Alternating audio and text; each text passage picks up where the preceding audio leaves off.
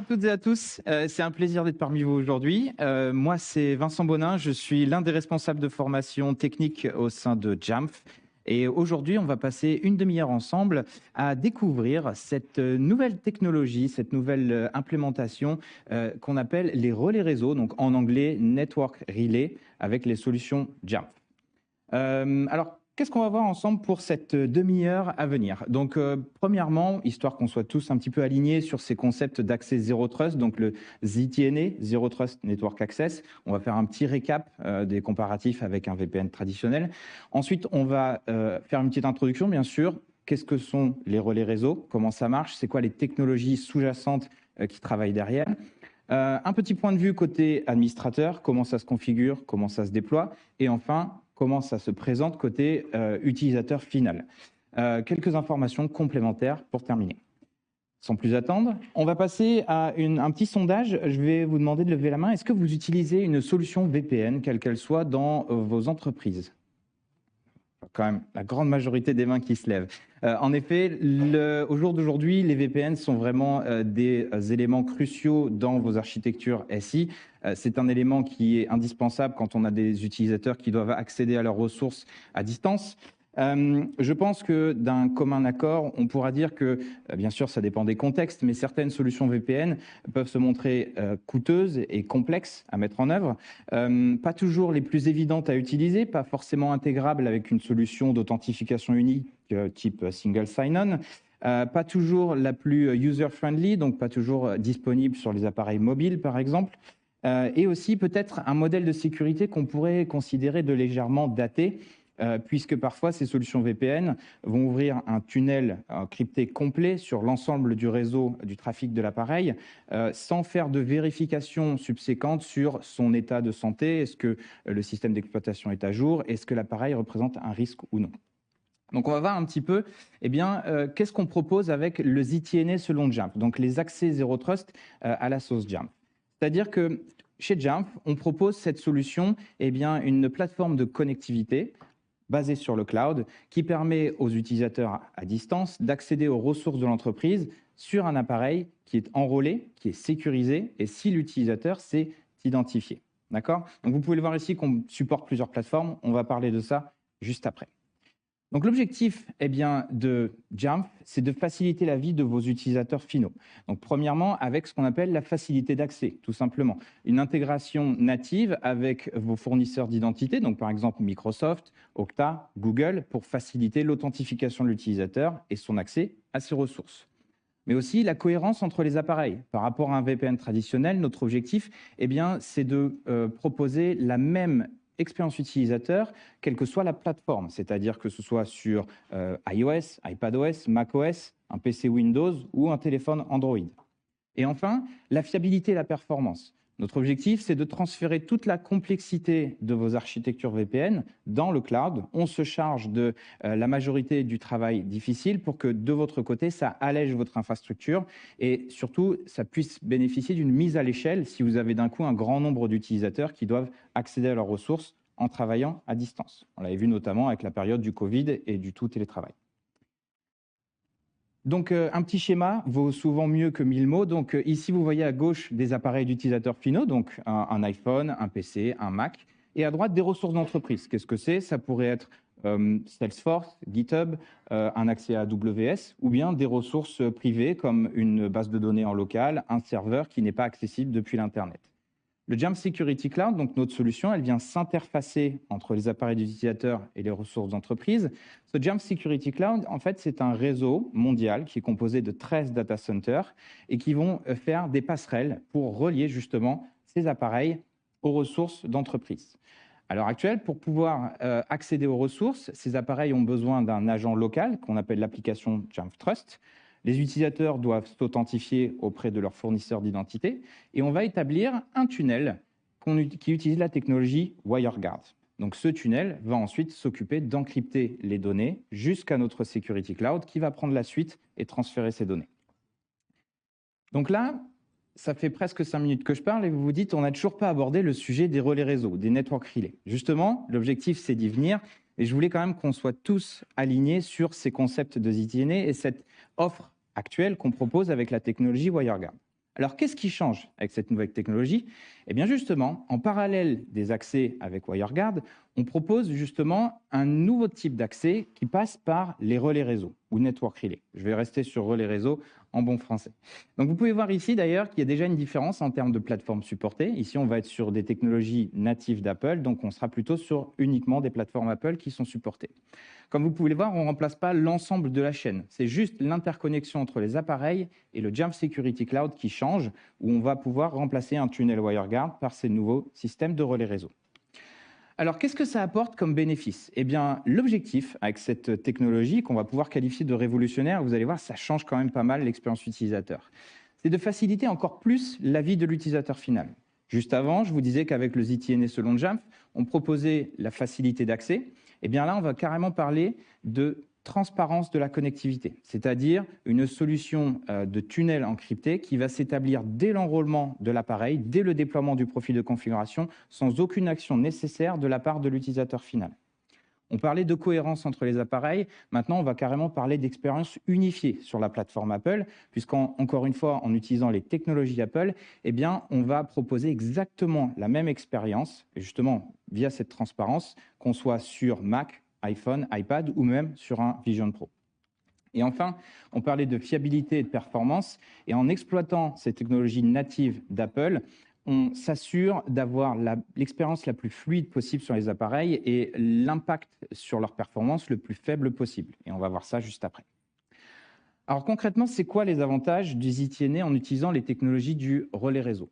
Premièrement, l'objectif, c'est d'éliminer pas mal de problèmes de mise en réseau sans pour autant interférer avec un VPN existant. Peut-être que certains d'entre vous, pour des très bonnes raisons, ne souhaitent pas, ne veulent pas remplacer leur infrastructure VPN existante. Et dans ce cas-là, les solutions ZTNA de Jamf ne sont pas forcément la solution la plus évidente.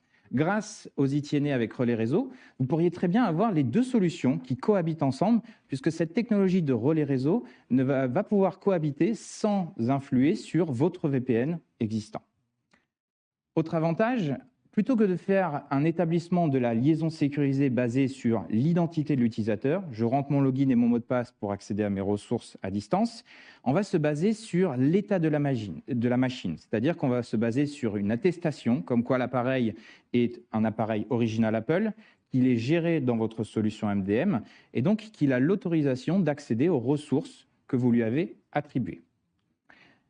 L'objectif de tout ça, eh bien, c'est pour vous de débloquer des nouveaux scénarios, des nouvelles capacités de mise en réseau qui peut-être n'étaient pas disponibles jusqu'à maintenant avec votre VPN classique ou même avec les solutions ZTNA de Jamf qui utilisent la technologie WireGuard. Avant que je passe aux technologies natives d'Apple, j'ai en tête quelques cas d'usage qui nous remontent depuis les premiers utilisateurs de cette solution ZTNA avec Network Relay. Qu'est-ce qu'on peut apporter? Eh bien, imaginez par exemple que vous ayez au déploiement de votre appareil, donc vous déployez des Mac en entreprise. Certains clients qui sont très actifs en termes de sécurité nous disaient qu'avec Jamf Connect, il y avait un besoin d'encrypter les flux ROPG pour protéger le token d'authentification. Eh bien, grâce à Network Relay, qui se déploie dès l'enrôlement de la machine, on peut sécuriser, on peut encrypter certains flux de la machine dès son enrôlement. Certains clients ont testé Network Relay, par exemple, sur des réseaux plus complexes, comme en Chine, où là, avec le grand firewall chinois, certains VPN classiques sont bloqués. Grâce à Network Relay, on se retrouve encore une fois sur une connectivité qui est assurée avec nos solutions. D'autres cas d'usage, imaginez que vous ayez des appareils qui soient partagés par plusieurs services. Donc, en milieu hospitalier, vous avez des iPhones, vous avez des iPads ou des Macs qui sont partagés par différents services. Eh bien, quel que soit l'utilisateur final qui se trouve sur la machine, le tunnel étant établi au niveau de l'appareil, eh bien, le tunnel va être complètement actif dès l'authentification de l'utilisateur. D'accord ? Donc, quelles sont les technologies, justement, des technologies d'Apple qu'on va utiliser pour réaliser cette magie? Premièrement, les relais réseau et ensuite l'attestation d'appareils gérés. Alors, les relais réseau, la technologie des relais réseau Apple, l'objectif, c'est de proposer dans ce qu'on appelle une tunnelisation qui est complètement transparente de tout type de trafic, TCP, UDP, donc tout protocole, via des nouveaux protocoles de mise en réseau, donc notamment le HTTP3 et le protocole MASC. Je vous rassure, je ne vais pas aller trop en détail sur ces technologies. J'aurai des liens et des informations supplémentaires à vous donner si vous voulez en savoir plus sur les technologies vraiment sous-jacentes des relais réseau. Sachez qu'on est vraiment sur des protocoles nouvelle génération de mise en réseau pour plus de fiabilité et aussi plus de vélocité dans l'accès aux données. Aucun agent local ou application n'est nécessaire. Comme je disais, comparé aux technologies existantes, où souvent un agent est nécessaire pour établir ce tunnel, eh bien ici, on va se baser juste sur un profil de configuration qui va faire tout le travail. C'est extrêmement simple à mettre en œuvre. Un routage flexible, puisque l'objectif de Network Relay n'est pas de remplacer forcément un VPN complet en ouvrant l'ensemble du trafic de l'appareil via un tunnel, mais juste de déterminer des domaines auxquels on veut donner accès. Et donc seulement ces domaines vont passer par cette technologie des Network Relay. La disponibilité des Network Relay, comme on le disait, est une technologie Apple qui est disponible à partir de iOS 17 et plus, macOS 14 et plus et visionOS. Voilà, ça c'est pour la première technologie qu'on utilise. Et ensuite, chez Jamf, on a voulu utiliser une deuxième technologie d'Apple qui est sortie il y a maintenant 1 an et demi ou 2 ans, Managed Device Attestation, donc attestation d'appareils gérés. Qu'est-ce que ça veut dire? Eh bien, ça veut dire qu'on va vérifier les propriétés des appareils Apple auprès d'Apple, auprès des serveurs d'attestation Apple, dans l'objectif de garantir une évaluation de la confiance de l'appareil, de dire cet appareil vous appartient, cet appareil est correctement enrôlé et donc j'autorise automatiquement la création du tunnel grâce au certificat qui nous a été confié par Apple qui valide l'authenticité de cet appareil. L'objectif, justement, c'est d'empêcher que les appareils qui soient compromis ou qui aient été volés ou qui sont désenrôlés d'accéder aux infrastructures critiques. Pour ça, on se base sur un nouveau protocole de certification qui s'appelle le protocole ACME. Encore une fois, je ne vais pas aller trop en détail sur ces nouvelles technologies. Si vous voulez en savoir plus, on a une session qui s'est tenue à la GenUC en 2024 qui est disponible sur YouTube si vous voulez en savoir plus sur ces technologies en détail. Okay, donc ces technologies, à la base, elles n'ont rien à voir, les relais réseau et l'attestation d'appareils gérés. C'est nous, chez Jamf, on a décidé de marier ensemble ces technologies pour proposer un nouveau type de mise en réseau uniquement basé sur des technologies Apple. Alors, un petit diagramme, encore une fois, pour voir l'architecture un peu plus en détail cette fois-ci. Encore une fois, à gauche, vous avez vos appareils, Mac, iPhone, iPad. À droite, vous avez des applications type SaaS, donc Salesforce, GitHub, AWS, Microsoft 365. C'est vous qui voyez. Au milieu, on retrouve encore une fois le Jamf Security Cloud qui vient faire cet interfaçage, ce jeu des passerelles. Et en fait, ce qui se passe, c'est que le Jamf Security Cloud, on va configurer nos règles d'accès, on va configurer un profil d'activation qu'on va déployer via une solution MDM ou EEM. À l'heure actuelle, Network Relay supporte Jamf Pro et Microsoft Intune. Jamf Pro, ici en l'occurrence, va s'occuper de déployer ce profil de configuration de Network Relay vers les appareils avec justement cette payload ACME qui va faire une demande d'authentification auprès des serveurs Jamf, donc des serveurs d'authentification ACME de Jamf, qui vont eux-mêmes dialoguer avec les serveurs d'attestation Apple pour obtenir ce petit certificat, ce coup de tampon que Apple atteste que cette machine est conforme, qu'elle est enrôlée, que tout va bien. Et à partir du moment où on a ce certificat, tout ça se fait bien sûr sous la seconde, c'est quasi instantané, on va établir ce tunnel, ce fameux tunnel qui utilise le protocole MASC, qui va encrypter les données vers certains domaines. Et à partir de là, le Jamf Security Cloud va transmettre ces informations vers vos ressources d'entreprise. Bien sûr, si vous avez des ressources en local, donc ça peut être une base de données sécurisée, ça peut être des serveurs non ouverts sur Internet, eh bien le Jamf Security Cloud a tout à fait cette capacité d'établir un tunnel plus classique, donc un tunnel IPsec site à site, pour continuer l'encryption des données, donc faire un tunnel de bout en bout de l'appareil jusqu'à vos ressources en local. Voilà un petit peu pour le schéma d'ensemble de cette nouvelle technologie des relais réseau. À l'heure actuelle, en bêta, les relais réseau ne supportent pas l'ensemble des fonctionnalités d'accès conditionnel de Jamf. À sa sortie, on aura aussi la possibilité, grâce aux relais réseau, de faire une évaluation des risques et des politiques d'accès avec les relais réseau. C'est-à-dire que si, par exemple, Jamf Protect, si vous êtes client Jamf Protect, détecte une menace, détecte que l'appareil est obsolète, on va automatiquement pouvoir couper les flux pour ne pas accéder aux ressources d'entreprise tant que la machine n'est pas considérée comme sécurisée. OK ? Alors, passons à la suite. Maintenant, je vous ai présenté WireGuard, je vous ai présenté Network Relay, et là, vous vous dites, c'est quoi, qu'est-ce que je devrais utiliser exactement, puisqu'on n'a pas l'objectif de déprécier WireGuard, on veut vraiment que ces deux technologies cohabitent. Alors, comment se poser les bonnes questions pour savoir quelle technologie correspond à votre besoin? Premièrement, quel système d'exploitation est-ce que vous souhaitez prendre en charge? On l'a vu que Network Relay s'attaque principalement aux plateformes Apple. Ensuite, est-ce qu'on souhaite remplacer ou bien est-ce qu'on souhaite plutôt s'intégrer, cohabiter avec un VPN existant? Est-ce que vos workflows sont plutôt basés sur l'authentification des utilisateurs? Donc, vous voulez absolument que l'utilisateur rentre un login et un mot de passe pour accéder à ses ressources? Ou est-ce que plutôt vous souhaitez que le tunnel s'établisse dès l'enrôlement de la machine, dès ses premiers instants de vie, sans action de l'utilisateur final? D'accord? Et enfin, la dernière question, est-ce que vous avez des challenges, est-ce que vous avez des spécificités dans votre mise en réseau, suivant bien sûr votre architecture interne, qui nécessiteraient peut-être cette nouvelle technologie qui pourrait débloquer certains scénarios que vous n'arrivez pas à résoudre avec votre solution VPN actuelle? Okay, donc ça, ce sont les 4 questions à se poser pour savoir comment y répondre. Alors, pour vous aider à répondre à cette question, savoir quel bouton rouge bien appuyer, on va faire un petit comparatif entre le ZTNA avec WireGuard ou le ZTNA via les relais réseau.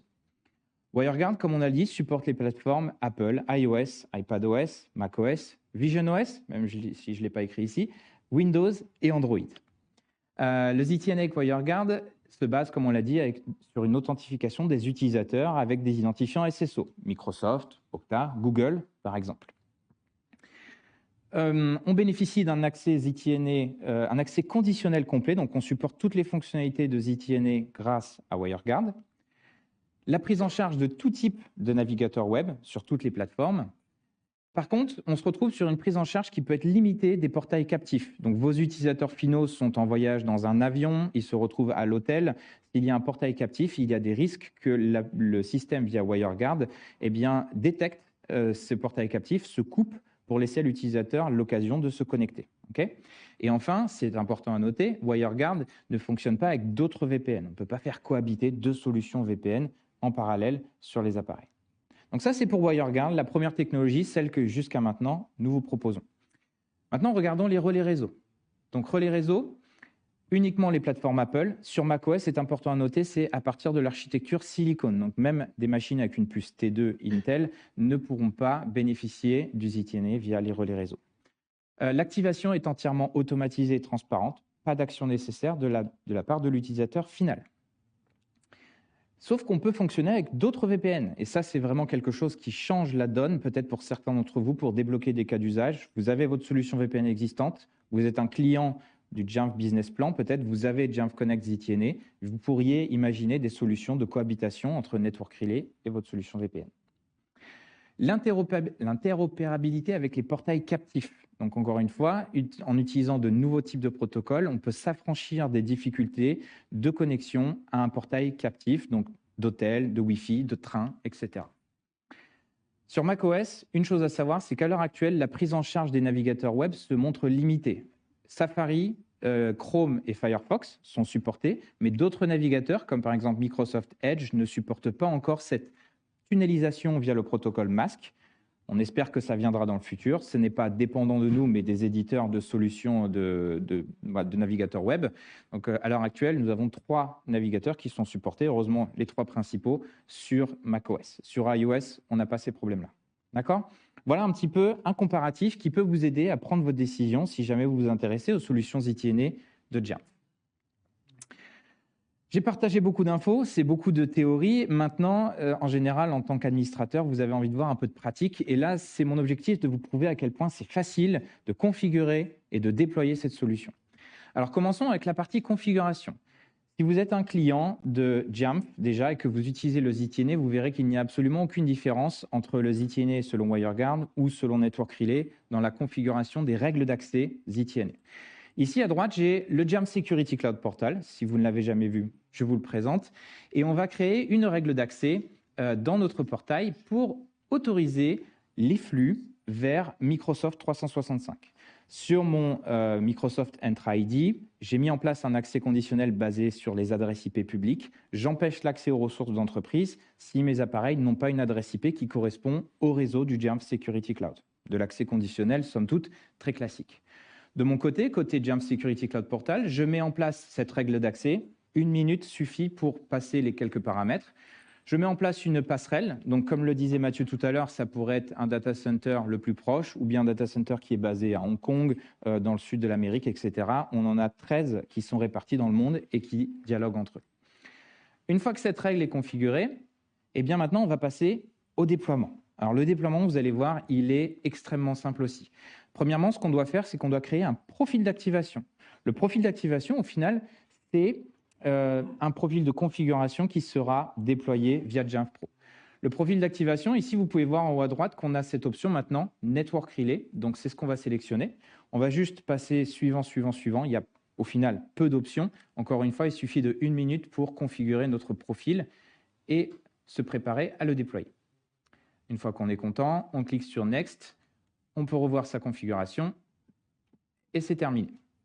Notre profil est prêt. Maintenant, passons au déploiement. Vous allez voir que c'est tout aussi simple puisque le Jamf Security Cloud Portal peut s'intégrer nativement avec une solution comme Jamf Pro, sa solution MDM de référence. Et donc ici, via les API, j'ai accès à tous mes groupes intelligents, tous mes smart groups de Jamf Pro. Je clique sur un bouton et mon profil d'activation va être déployé en tant que profil de configuration via Jamf Pro. Très classique. Je fais la même chose sur macOS. Donc, je sélectionne parmi mes smart groups disponibles en temps réel tous les ordinateurs. Je clique sur déployer et c'est terminé.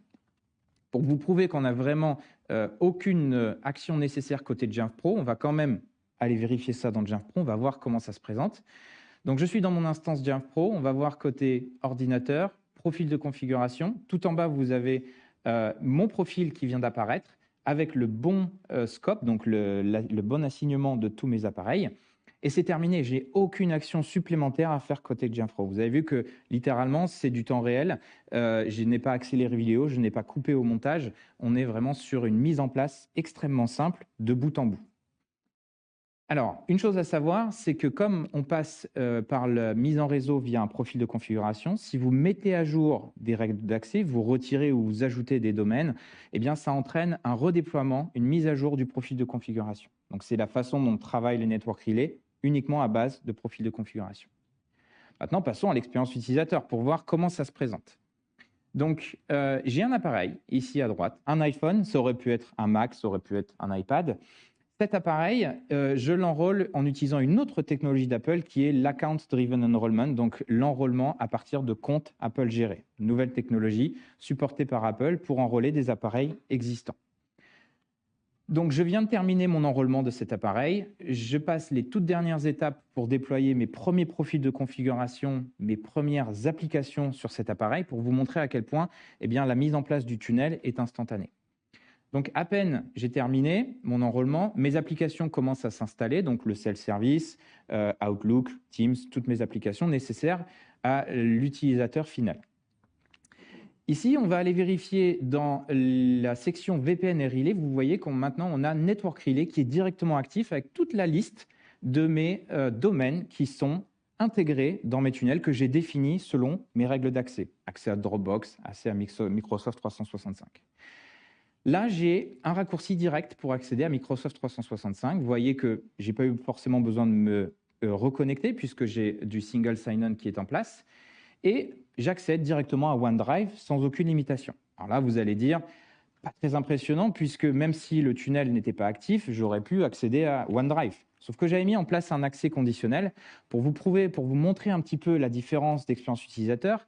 Passons à un petit comparatif côte à côte entre le ZTNA sur le WireGuard et le ZTNA avec les relais réseau. Vous allez voir la différence pour l'utilisateur final. À gauche, premièrement, vous voyez que j'ai déployé donc un ZTNA avec WireGuard. Mon VPN est présent mais non connecté. Je ne peux pas encore accéder à mes ressources d'entreprise, mais pour tester, je vais ouvrir mon accès à Microsoft 365. Je connecte avec mon compte. Malheureusement, je n'ai pas les permissions. J'ai mis en place un accès conditionnel. Je bloque l'accès aux ressources d'entreprise. Pour pouvoir y accéder avec le ZTNA WireGuard, je dois ouvrir l'application Jamf Trust, notre agent local. Je dois m'authentifier avec mes identifiants SSO, donc mes identifiants Microsoft. Donc, vous voyez ici, on est vraiment dans le côté facilité d'accès. Les identifiants faciles, c'est ceux qu'on connaît. Et une fois que l'application est connectée. Elle peut nous dire, par exemple, que là, mon appareil n'était pas tout à fait à jour, donc elle va m'envoyer une alerte, mais ça ne va pas m'empêcher d'accéder à mes ressources d'entreprise. Je ferme ça, je tente de réaccéder à Microsoft 365, et là, mon tunnel est établi, ma connectivité est faite avec mes ressources d'entreprise. Donc ça, c'est le ZTNet selon WireGuard, la facilité d'accès, la même expérience utilisateur, que ce soit sur iPhone, Mac, PC, Android. Sur Network Relay, on va le revoir encore un petit peu parce que moi, ça m'impressionne toujours. Ici, encore une fois, le tunnel a été établi dès l'enrôlement de l'appareil. L'utilisateur n'a rien eu à faire.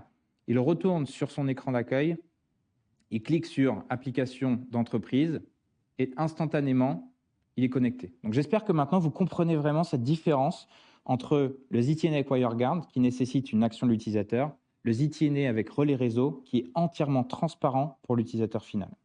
Okay. Alors, continuons, et on va même terminer avec quelques informations complémentaires. J'aime bien, en général, dans mes présentations, ajouter un petit tableau de résumé pour qu'on soit tous d'accord. Vous pourrez prendre une petite photo à la fin si vous le souhaitez. On partagera les slides aussi, ne vous inquiétez pas. Donc, entre WireGuard et relais réseau, au final, il n'y a pas forcément de meilleure technologie que l'autre. Vous pouvez voir que ce sont des technologies qui se focalisent sur des besoins qui sont différents, en fonction de la plateforme, en fonction de vos cas d'usage. Côté WireGuard, on est sur un nouveau type de protocole VPN, nouvelle génération, qui se base sur l'authentification SSO. Côté relais réseau, on est sur une solution complètement intégrée, transparente, qui utilise des technologies pures Apple. WireGuard, on est sur des hautes performances, puisque le protocole WireGuard est quand même extrêmement véloce par rapport à un protocole VPN traditionnel type OpenVPN. Avec relais réseau, on va encore un cran plus loin avec cette intégration transparente pour l'utilisateur final. Les cas d'usage, avec WireGuard, l'objectif, c'est peut-être de remplacer votre solution VPN existante ou bien de bénéficier de toutes les fonctionnalités d'accès conditionnel qu'on propose avec Jamf Protect en parallèle. Côté relais réseau, eh bien, l'objectif, c'est d'avoir des microtunnels qui soient toujours actifs, quel que soit l'utilisateur qui se connecte à la machine, de cohabiter avec un VPN traditionnel ou pour résoudre certains problèmes de mise en réseau très particuliers. Les plateformes supportées sont légèrement différentes avec WireGuard supportant en plus Android et Windows par rapport aux solutions relais réseau qui supportent principalement les dernières générations de machines Apple, notamment l'architecture Silicon. Okay.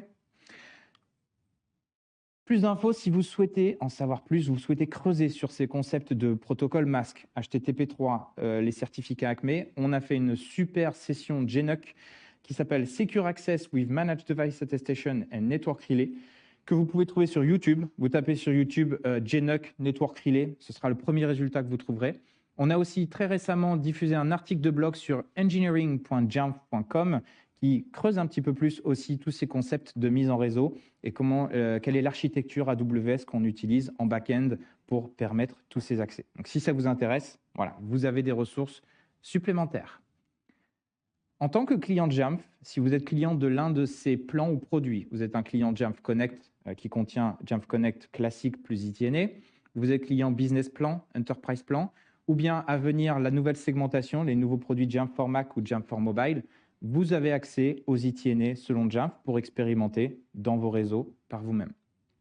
En parallèle, si vous souhaitez tester, puisque cette solution des relais réseau ZTNet sera disponible dans les mois à venir chez Jamf, elle est actuellement disponible en bêta publique, et donc vous voulez y accéder, il vous suffit d'aller sur votre compte Jamf, donc account.jamf.com, et dans la section Feedback Programme, vous avez accès à la bêta de Network Relay qui sera disponible encore pour plusieurs mois jusqu'à la sortie définitive de cette solution. Vous voulez expérimenter, vous voulez nous renvoyer votre feedback, vous avez trouvé des cas d'usage, eh bien nous, on cherche au maximum à fiabiliser cette technologie et surtout à couvrir tous les besoins de nos clients. C'est pour ça qu'on cherche le maximum de retours d'utilisation sur le terrain de votre part, de la part de vos utilisateurs. Donc, n'hésitez pas à participer, ça nous ferait très plaisir. C'est important pour nous vraiment d'avoir votre participation sur cette nouvelle technologie qui, je l'espère, était intéressante à découvrir, peut-être à déclencher des nouveaux cas d'usage.